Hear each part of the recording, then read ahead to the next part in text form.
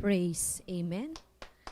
Hallelujah. Sige po, palakpakan po natin ating Diyos na buhay sa umaga pong ito. Amen po. Ayan. Sige, makakaupo po tayo sa place na kung saan komportable po tayo, but yung komportableng makikinig po sa salita ng Panginoon, hindi po yung tutulugan ako. Amen po ba? Amen po ba doon? Ayan, subukan natin. Hiramin ko muna itong napansin ko na to para hindi niyo ako tutulugan. Pag nagtaas ako ng kamay, isang palakpak. Pag nagganon ako, automatic, clap hands. Isa lang. Pag nagganon ako, padyak ng paa. Okay? Okay. Para hindi niyo ako tutulugan. Oh, game. Kahit isa lang. Ayan. Parang mas maganda yata pag ganon dalawang palakpak, pag ganon dalawang padyak. Ayan. Gising na tayo nun. Amen po ba doon? Amen. So, but before we start, welcome back again sa mga galing ng Pilipinas. Amen. To the May Buena family, Ate Belle. Ayan, welcome back. Ayan. At ganun din sa ating kuya. Si Kuya Lebe, ayan, kaagad, andyan andun kaagad na nag-serve agad kay Lord. Amen. Praise God. Yan yun malamang na miss ni Kuya sa Pilipinas. At welcome kay Ate Julia dito sa Bulwagan. At the same time kay Kuya Jimmy. 1 year na pala siya, Kuya. Welcome. Thank you. At pinaunlakan mo ang imbitasyon ni Lord. And welcome back again, Michael. Ayan, we are glad that that you came here again to praise the living God. Amen. Thank you. Happy New Year. Happy New Year po sa lahat. Amen. So, ayan. Ano ba yung palakpak na yan? Palakpak ng gutom? Gutom na po ba tayo? Ayan. So, before we will start, let us pray. Yes, Heavenly Father, in the name of your Son, Jesus Christ, and by the power of the Holy Spirit, Lord God, thank you so much, O God, for this wonderful morning. Thank you for the new life, O God, na ipinagkaloob mo sa amin. Every gising is a blessing. And thank you for this blessing, O God, na natagpuan mo muli, Panginoon, ang bawat isa na narito sa iyong bahay, sambahan, narito sa iyong gawain, Panginoon, at hindi po kami nahila ng higaan, ng aming labahan, ng aming plantsahin, Panginoon, at kung saan man po, Panginoon, yung ginagawa ng kaaway para hindi kami makadalo sa umagang ito. Kaya Lord God, marami pong salamat. And even, O God, sa sakit at karamdaman, Lord, thank you for the healing, O God, sa mga ubo, sipon, sakit ng ulo. Thank you, O God, for being our healer, O God. Thank you for healing sa amin pong lahat, Panginoon. Lord, alam po namin yung weather, Panginoon, but Lord God, alam po namin pag-iinitin mo po kami, Panginoon, sa umagang ito, sa amin pong pagpupuri, Panginoon, sa iyo. We will give our best, Panginoon, Lord God. Lord, kagaya po, Panginoon, Lord God, na amin pong mga napag-usapan sa aming mga Bible study, Lord, level us up, Panginoon, sa amin pong pagsisilbi sa iyo, Panginoon. Lord God, maraming pong salamat at alam po namin, Panginoon, ikaw ay patuloy na nag-uumpisa pa sa aming mga buhay, Panginoon. Hindi ka patapos. Kaya Lord God, sa amin pong journey, Panginoon, patungo sa iyo, Lord, we pray, Panginoon, Lord God, na samahan mo po kami. Lord God, thank you na po, Panginoon, for forgiving us. Malaya ka ng kumilos, Panginoon, sa oras na to, Panginoon, Lord God. Lord, we entrust to you everything, Panginoon, at alam po namin kami mananagumpay na walang lalabas sa bulwagang ito, Panginoon, na hindi taglay-taglay ang kagalakan na nagmumula sa iyo, ang kapayapaan na hindi po namin matatagpuan sa mundo, kundi sa iyo lamang po namin matatagpuan. Lord, thank you for providing all our needs according to your riches and glory. Lord God, maraming pong salamat, O God, sa umagang ito. At Lord, bilang anak mo, nagagamitin mo sa umagang ito. Lord God, Lord, apart from you, I can do nothing. Kaya Lord God, anong pa man ang mga ginawa ko, Panginoon, Lord God, ikaw lamang ang makita, hindi pong aking kahinaan. Thank you so much, O God, sa oras na to. At binabalik po namin lahat ng papuri, lahat ng pasasalamat at lahat ng pagsamba ay sa iyo lamang. In Jesus' name, amen and amen. Sige po, palakpakan po natin ang ating Diyos na yung palakpak po para sa Diyos, hindi po para sa akin. Amen. Ayan, parang mahirap igalaw-galaw ang katawan kasi talagang malamig. Ayan, masarap din matulog sa umaga pong ito. So, ayan, but before we will start, sabi nga po natin, ayan, thank you po. Ayan. So, for this year, January, thank you Lord sa pagkakagamit sa akin sa umagang ito. Ayan. So, praise God po.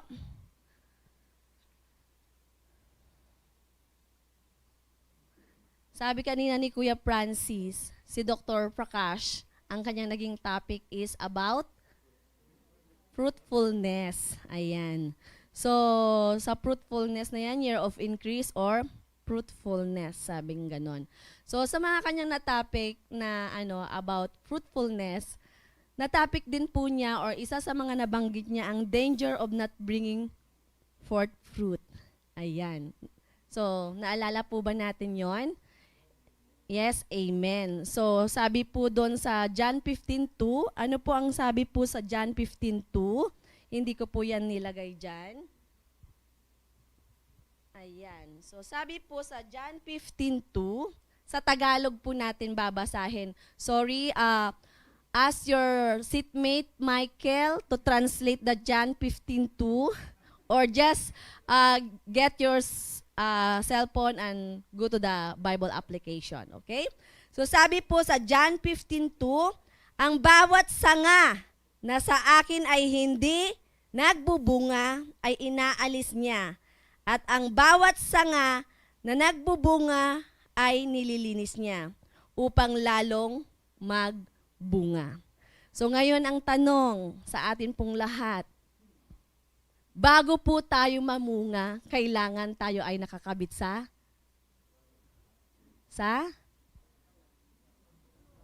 puno. Ayan, dapat nakakabit po tayo sa puno.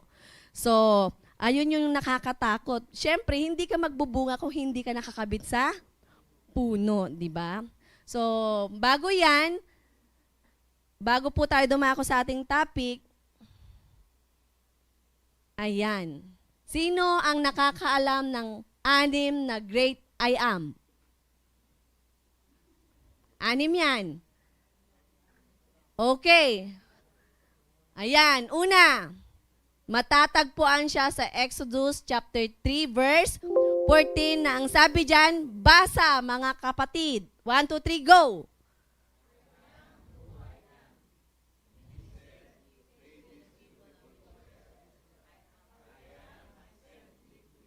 Ayan, take note. That is number 1 sa great I am. So, for those who have notebook, you can take down notes. And you can use also your cell phone. That is the first one. Next.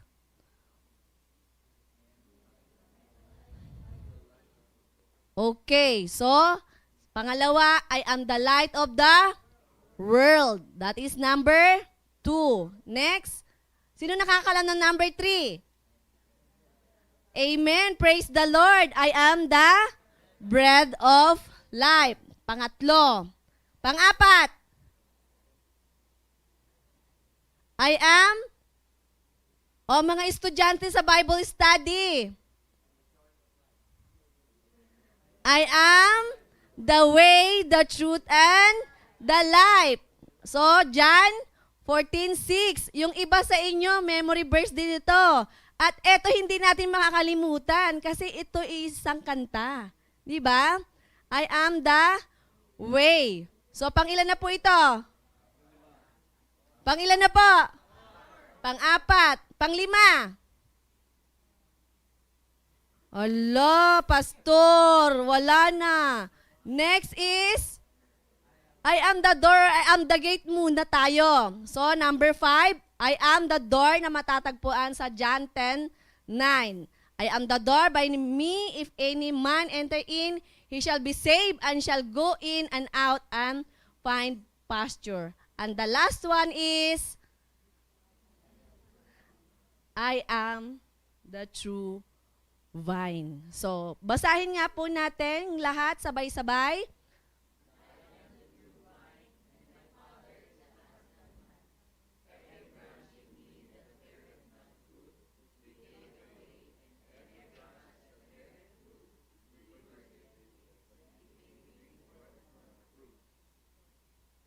Habang binabasa po natin, kung nanamnamin po natin, masaya o masakit, bilang mga anak ng Diyos or bilang mga Kristiyano, masaya o masakit? Masaya o masakit? Masaya na masakit. Bakit? Masaya kasi kilala natin at nawa kilala natin kung sino yung ating true vine. At masakit kasi kung hindi ka nakakabit sa puno, ikaw ay puputulin. Pero bago ka putulin ng Panginoon, sapagkat mahal tayo ng Panginoon, hindi niya hahayaang putulin tayo kaagad. Amen? So may mga bagay na ginagawa muna ang Lord bago niya tayo putulin. Or sabihin na natin, sabi nga doon sa kanyang salita kanina, God is love. At alam po natin, pag mahal tayo ng Diyos, tayo ay kanyang dinidisiplina.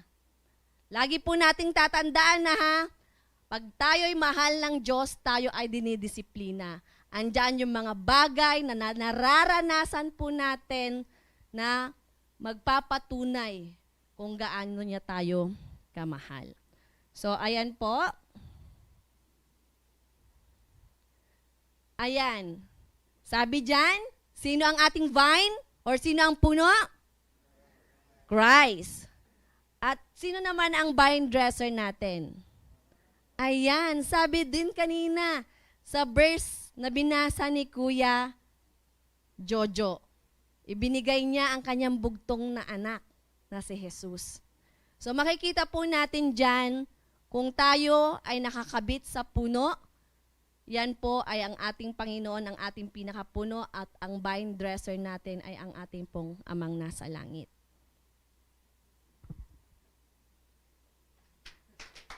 Ala, maraming tulog. Ayan, maraming tulog.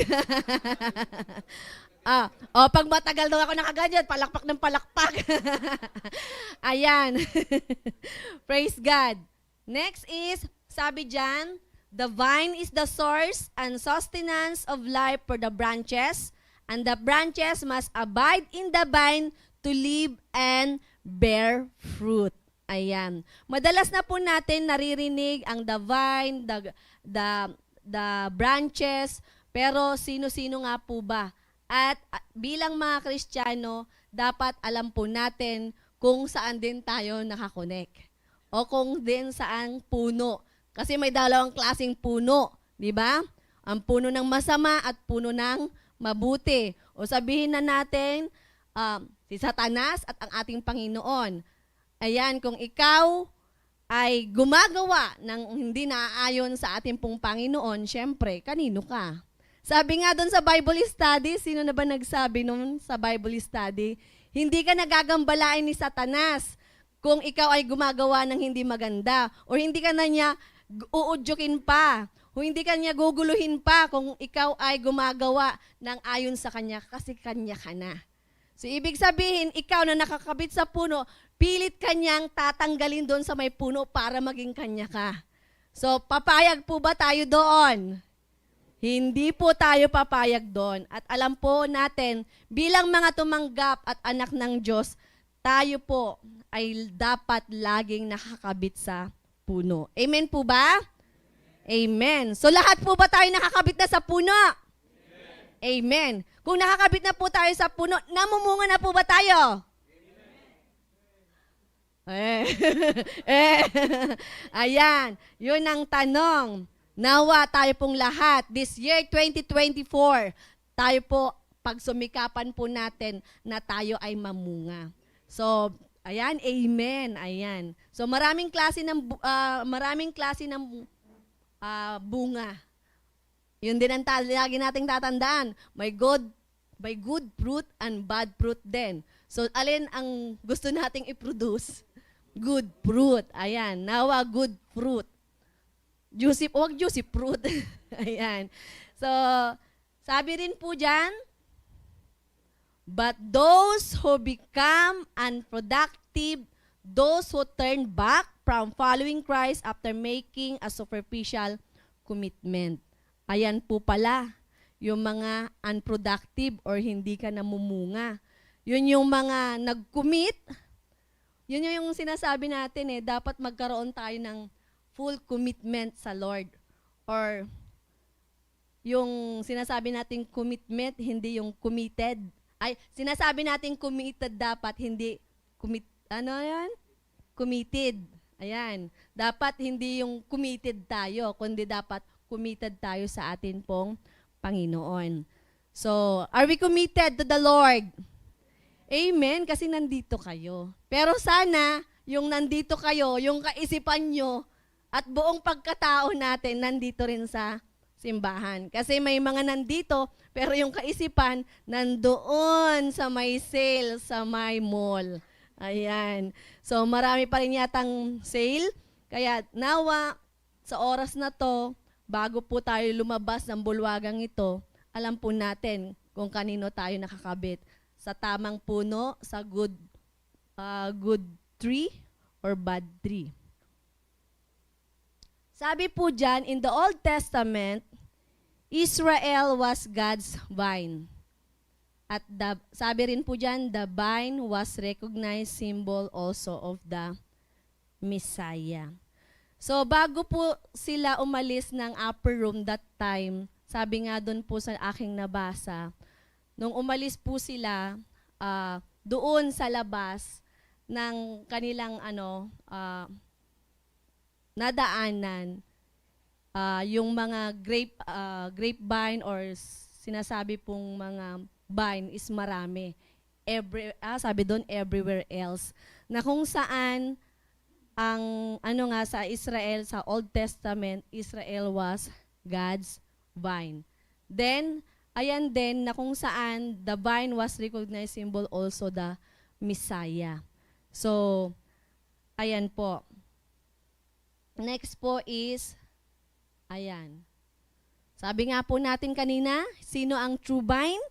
Jesus is the true vine.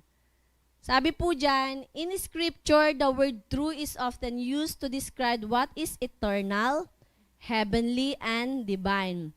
Israel was imperfect, but God is perfect. Israel was type, but Christ is the reality. Tunay nga po sa buhay po natin, dapat sa buhay po natin bilang mga nakakilala na po sa Panginoon, bilang mga naglilingkod na sa ating pong Panginoon, alam ko po na noong bago po natin tanggapin ang ating Panginoong Hesus, tayo na po nawa ay pagdating po sa paglilingkod po natin sa ating pong Panginoon is ginagawa na po natin yung mga kalugod-lugod sa Panginoon sa buhay po natin.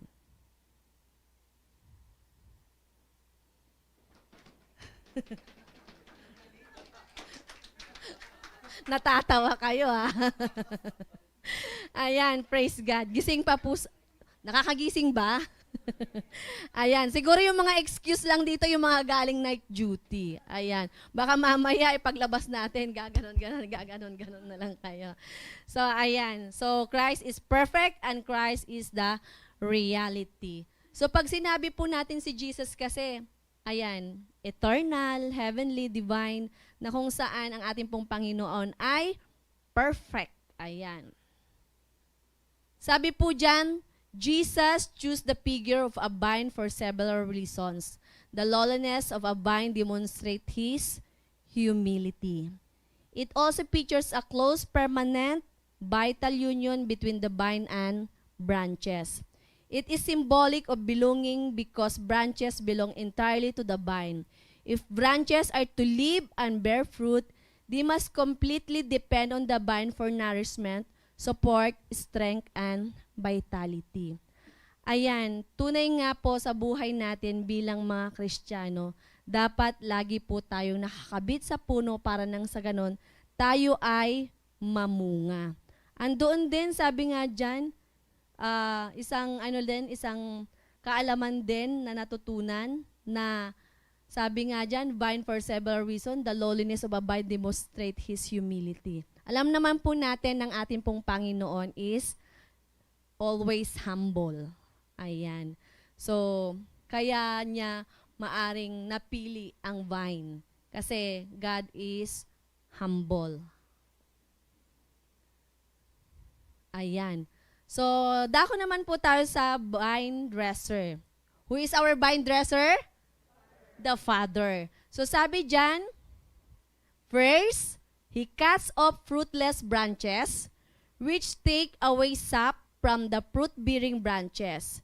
If sap is wasted, the plant will bear less fruit.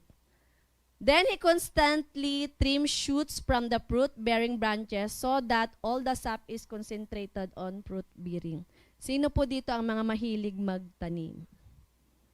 Si Pastor, si Kuya Mark Lexter. So yung iba talagang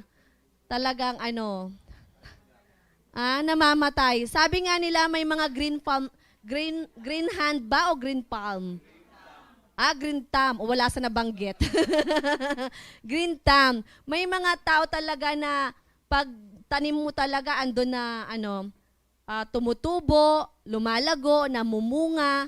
So, maaring sabihin na natin, kumbaga, bilang mga Kristiyano na ihahalin tulad ang atin pong buhay bilang mga sanga. Kasi kung bilang mga sanga, sabi diyan mamaya, mapapag-aaralan po natin, sa mga may green thumb, ang kanilang ginagawa, di ba halimbawa na lang sa mga, kasi ako, mahilig kasi ako sa rose. Pagdating naman sa rose, sabi nila, para yung mamulaklak ulit siya, yung dating bulaklak na natuyo na kailangan mo siyang puputulin. Para nang sa ganon, magkakaroon ulit siya, uusbong ulit siya at magkakaroon ulit siya ng bulaklak. So, doon sa mga sa mga tanim din natin, kung may mga nakikita na po tayo mga natutuyo or namamatay na, kailangan doon sa part na patay, kailangan talaga nating tapyasin or tanggalin. Pero sabi ko nga, sa atin, bilang sa relasyon natin sa Panginoon, bago niya po gawin yun, kailangan dumaan muna tayo sa mamay mapag-uusapan natin. Ayan. So, yan po. Sabi diyan, every branch in me that does not bear fruit, He takes away. He takes away, tinatanggal niya. And every branch that bears fruit, He prunes it so that it may bear more fruit. So, kailangan yung iba, kanyang tinatanggal para nang sa ganon, magkaroon pa ng bunga. Pero, sabi po dyan, He prunes it so that it may bear fruit. Kailangan po niya munang linisin, yung una tanggalin, yung iba linisin. So, tayo bilang Kristiyano, ganyan ang ginagawa ng atin pong Panginoon sa atin. Sabi po dyan, those who are removed only appear to be connected to Christ. They don't really abide in Him. They were never saved. At same point in time, the Father removes them to preserve the life and fruitfulness of the other branches. Kumbaga sa buhay po natin, yun nga yung sinasabi natin eh. Kala natin, Kristiyano na. Oo, Kristiyano na siya. Pero Kristiyano lang, hindi tunay na Kristiyano. Kasi ang isang tunay na Kristiyano, siya ay dapat mamunga. Kasi maraming mga nagsasabing, maraming mga nagkiklaim that they are Christian, but they are not bearing fruit. Right. So sabi nga rin sa salita ng Panginoon, ang tunay na Kristiyano is nakikita sa kanyang bunga.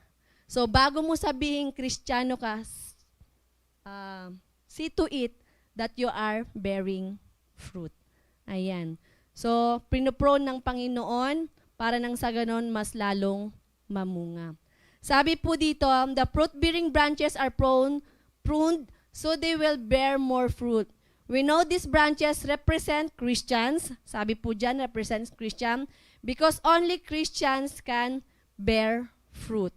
So, dadagdagan ko po ulit dito, hindi lang Christian, kundi true Christian or sabihin na nating genuinely Christian. So, hindi lang sapat na Kristiyano ka. Dapat you are a true Christian so that you can bear fruit. Pruning is not done only once. Di ba pag nagtatanim tayo, hindi tinanim mo na dyan, hinayaan mo na dyan, bahala ka ng mamunga dyan. Kailangan natin siyang i-cultivate. Sabi nga po, God makes the plants grow. So, Kagaya sa buhay natin bilang mga Kristiyano, sa atin po namang pagtatanim pagdating sa salita ng Panginoon. Di ba sabi nga, tanim lang tayo ng tanim at ang Panginoon ang magpapalago nito. So ganun din po sa buhay natin bilang Kristiyano. Dapat andoon na hindi mo lang siya itinanim, dapat andoon din na dinidilig-diligan din po natin para nang sa ganon, ito ay uusbong, lalaki, ito ay mamumunga. Amen po ba? Amen. The father prunes a branch so it may bear more fruit. After continual pruning, it bears much fruit. Sabi po sa verse 8 says, "My Father is glorified by this, that you bear much fruit." Ayan, bilang mga anak din, sa ano na lang natin, sa world, na tayo bilang mga anak na nag-aaral, di ba? Natutuwa ang atin pong mga magulang pag, halimbawa, pag uwi natin, may mga kagaya po ni Johan nung Thursday. Hindi ko na po talaga ini-expect na magiging kasama siya sa with honors. Kasi nakita ko yung mga yung mga result ng kanyang exam is hindi nakagaya na dati na 1, 2 or 3 mistakes. Kaya hindi na ako nag-expect bilang nanay. Eileen, hi, asan ka? So, yun. Pero pagdating po niya nung Webes, praise God, kasi kasama pa rin po siya sa honor. And congratulations sa Alog family, sa May Buena family, at syempre sa Fortuno family. Sa kagalingan na ibinigay ng Diyos sa kanilang mga anak at kasama sila sa honors. Ayan. So, praise God po sa mga, thank you Ate Lynette sa pagtuturo kay Liana. At syempre kay Kuya na naghahatid sundo kay Liana. Ayan. Siyempre naman. Ha? Oo, pag hindi hinatid, siyempre absent, minus sa grades. Ayan. So, full force yan, siyempre, as husband and wife. Ayan, they bear fruit. Nag-bear ng fruit yung kanilang mga effort. Ayan, praise God. So, ganun din ang atin pong Panginoon. Siyempre, bilang mga nakakabit sa puno, gusto niya na makita tayo na lumalago at siyempre, hindi lang lumalago, kundi namumunga. At let's see to it na yung bunga po natin ay matamis. Hindi maasim. Ayan. Kailangan good fruit siya, hindi siya bad fruit. Amen po ba doon? Amen. Praise God. Sabi po dyan, the fruitless branches are removed. Ayan na, tanggalan na to. So sabi po dyan, fruit-bearing and non-fruit-bearing branches grow rapidly and must be carefully pruned. Kailangan pinuprune or tinatabas, nililinis natin para manang sa ganon, yung kahihinatnan is maganda ang bunga. So sabi po dyan, the word prune, as stated in John 15:2, sa binasa natin kanina, means to cleanse in the original Greek. So, cleanse, linisin. Ayan. Kailangan linisin po natin yung sanga. O sabihin na natin, ngayon, realization. Ano ba ang dapat kong linisin ngayon sa buhay ko? Ngayong 2024, ano pa ang dapat kong mga baguhin pa? Kasi sabi nga natin, hindi natin kayang baguhin ang sarili natin, kundi kailangan natin ang vine para nang sa ganon tayo ay mabago. Amen po ba doon? Amen. Hindi natin. At lagi niyong tatandaan din sa mga kadalagahan at kabinataan at sa mga nililigawan, hindi niyo mapapabago yung nililigawan or nanliligaw sa inyo. Only God can change the person we love. At yun ang lagi po nating tatandaan. Ayan, attentive na attentive si Kuya. Parang galit. Parang galit. Ayan, praise God. So, yun po yung lagi nating tatandaan. Kailangan tayo ay magpalinis sa atin pong Panginoon. So, ayan po yung tinatawag po nating pruning.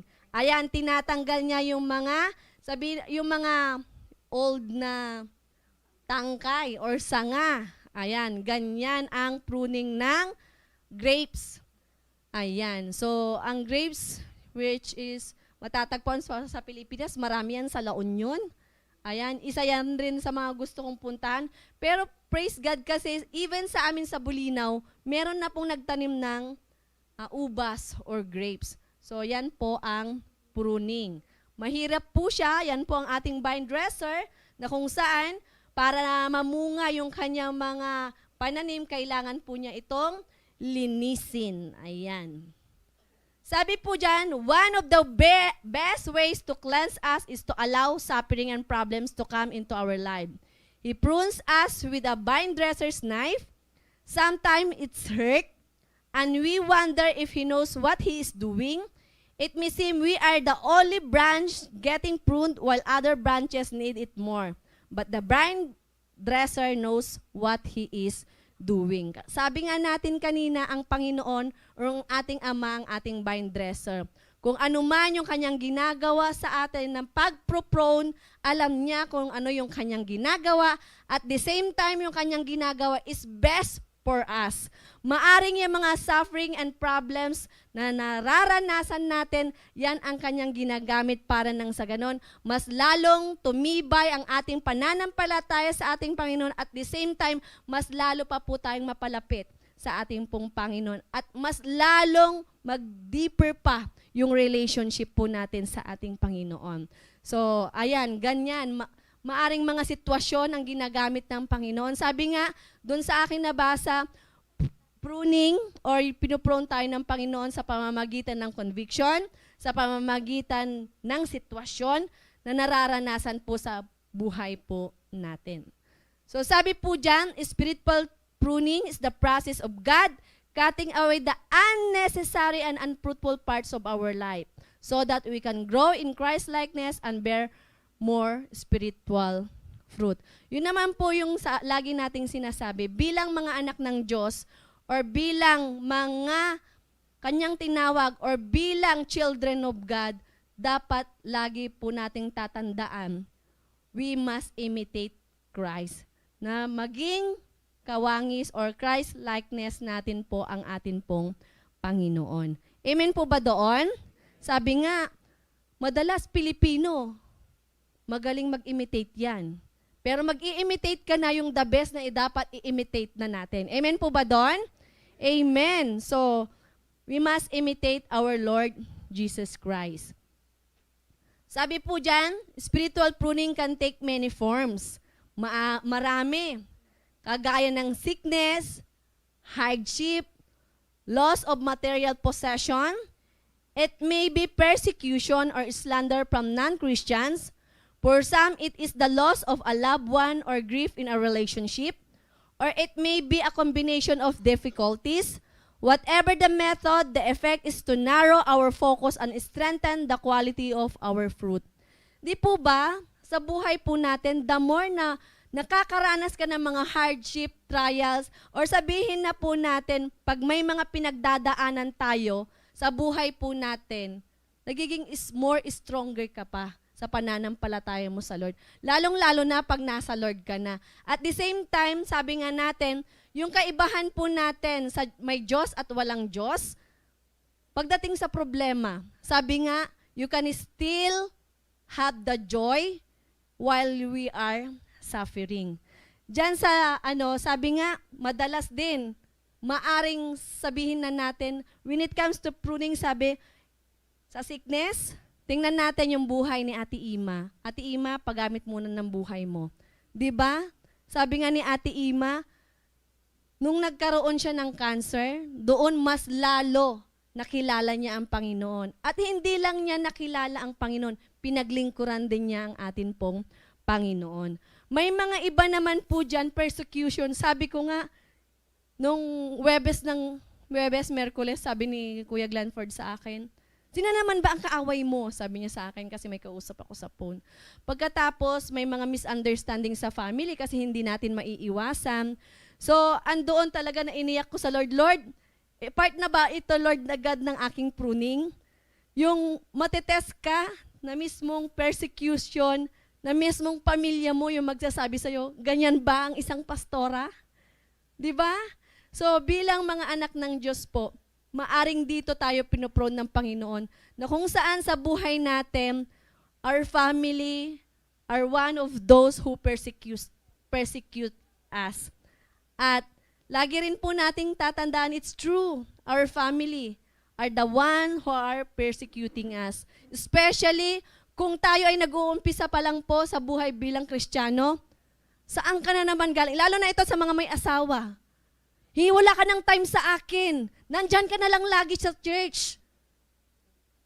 Wala na bang tigil yan? Mula umaga hanggang gabi, nasa church ka pa rin. Wala ka ng time sa akin. Especially sa mga asawang babae na demanding sa time. Yeah. Yeah. Kaya, wag nating i-allow na sa buhay natin, wag mag-asawa. Wag mag-asawa. Ito ang sekreto. Mag-asawa kayo ng kapwa nyo, tunay na Kristiyano. Para nang sa ganon, hindi question yung time natin sa church. Amen. Amen and amen for that. So sabi nga sa mga lalaki o sa mga binata na narito, hindi nyo matatagpuan ang isang tunay na Kristiyano sa mall. Amen. Matatagpuan mo ang tunay na Kristiyano sa loob ng simbahan. Hindi mo siya matatagpuan sa mall, hindi mo siya matatagpuan sa bar, hindi mo siya matatagpuan sa lounge. Kasi yun ang dumadami ngayon dito sa Saudi Arabia. And mind you, girls and boys, kapatirang babae at lalaki, please, huwag kayong sasama sa mga nag-aaya sa inyo sa lounge. Kasi sabi nga, ang pinag-uugotan kung minsan ng kasalanan is nasa dilim. Tama, mali? Tama. Ayan. So, eto na ngayon nauuso sa Saudi Arabia talaga. Marami ng bar, marami ng lounge. Ayan. Ha? Ano kuya? Sa ayan. Yung, naalala ko tuloy yung sinabi ni kuya, tukso. Yun yung kanta na mali. Sabi nga, tukso, layuan mo ako, kundi tayo ang lalayo sa tukso. Ayan. So, yan po yung atin pong pakakatandaan. Na sa buhay po natin, even before pa naman sa mga disciple, di ba? They experience persecution. Kaya no wonder, even in our times, persecution is there. Ayan.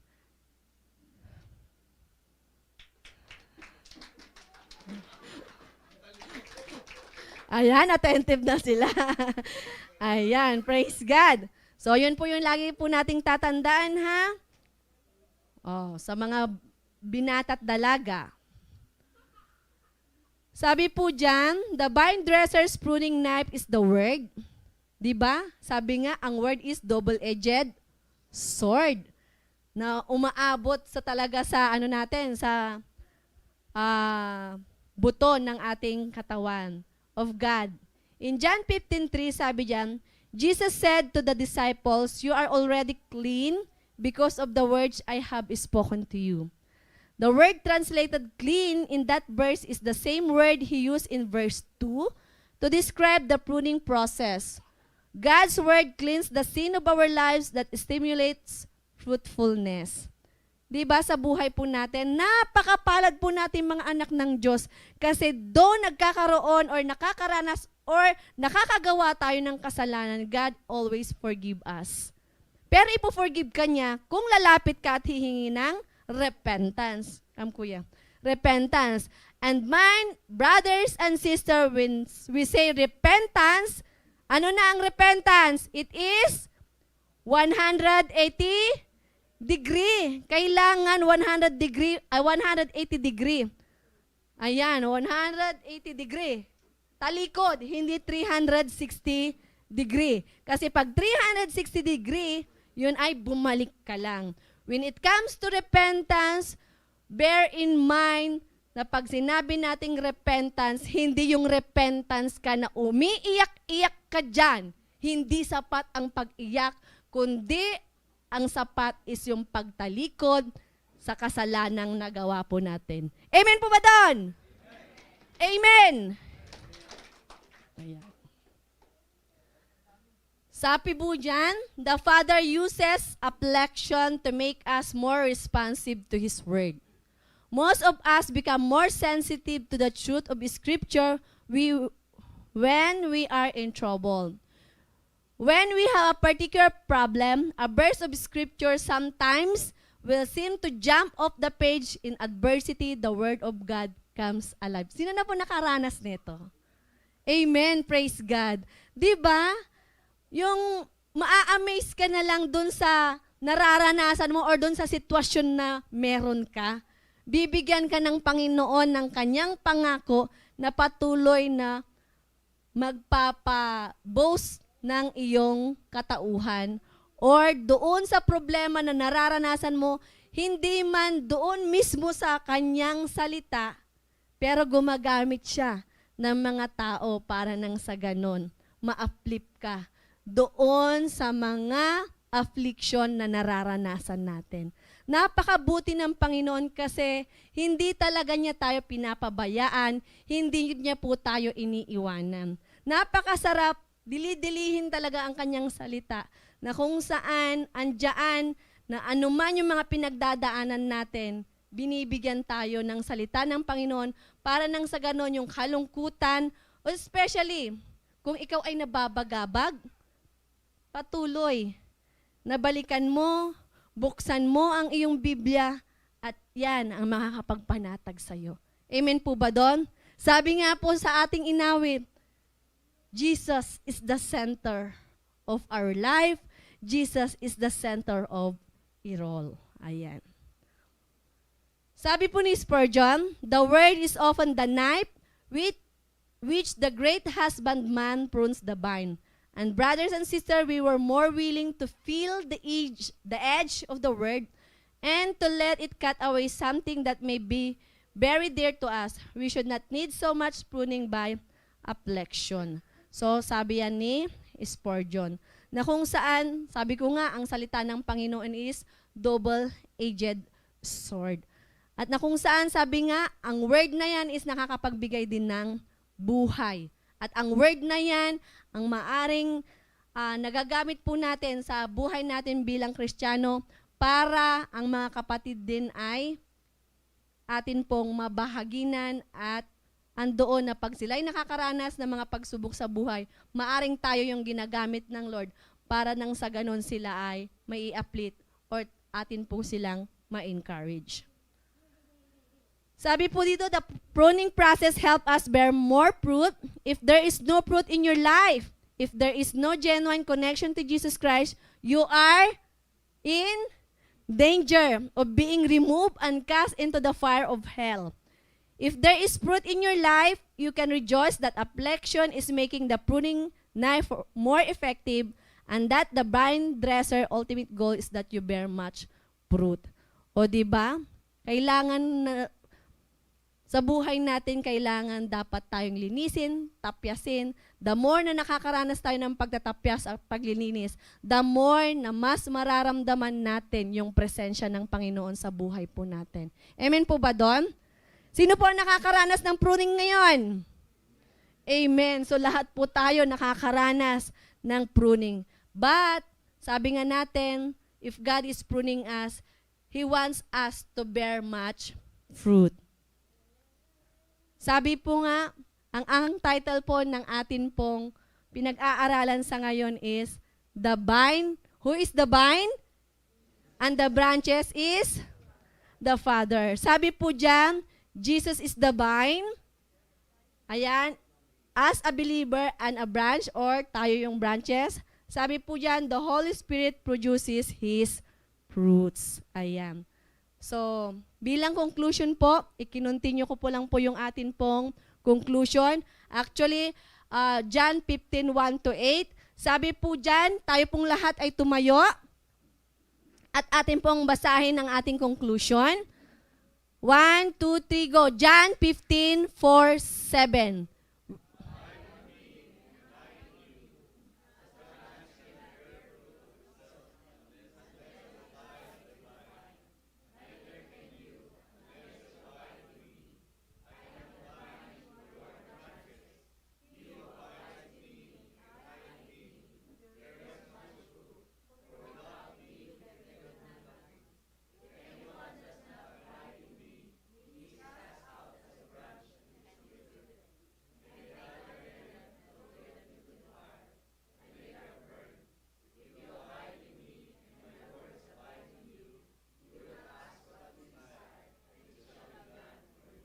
Amen po. Salamat po sa pagkakabasa ng kanyang salita.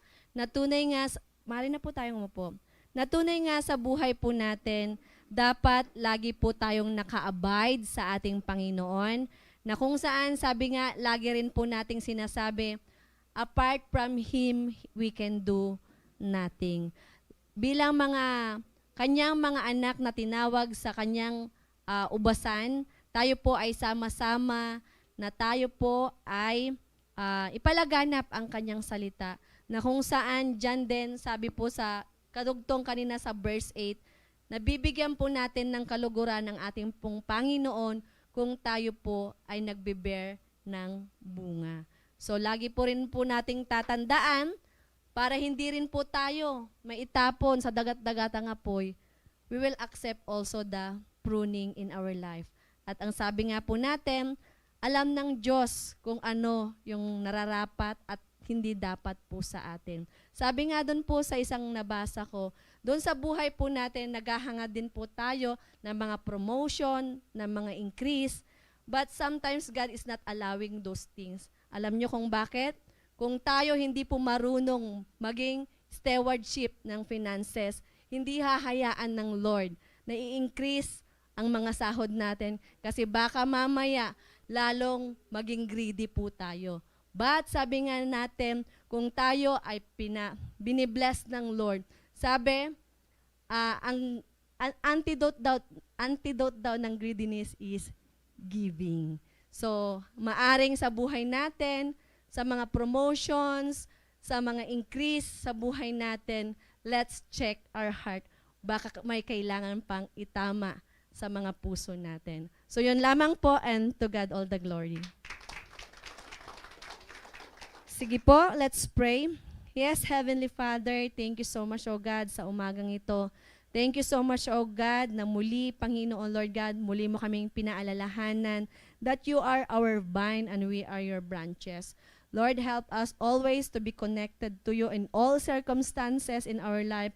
May it be suffering, it may joy, it may be victory sa buhay po namin, Panginoon. Lord God, always help us to remember, O God, that you are at the center of it all sa buhay po natin.